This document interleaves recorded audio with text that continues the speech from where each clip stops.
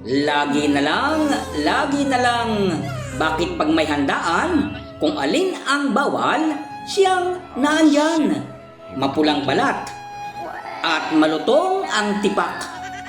Tinatagtad pala ang gusto ng umagaw sa tabi ng itak.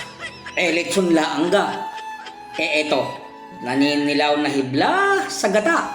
Mukhang kaldereta sapagkat namumula. Merong may gulay at itlog. Pansit na pampahaba daw ng buhay. At mukhang laman ng isda ang nasa loob na rin. Yan ang mga pagkaing wag na wag mong aabusuhin. Masisira ang iyong vital statistics. Lolobo ang tiyan mo pag pinatulan mo. Bawal na bawal.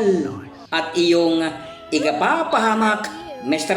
F, huwag kang pakialamero. Minsan-minsan lang are. Diyos ko naman. Kung ayaw mo, huwag mo.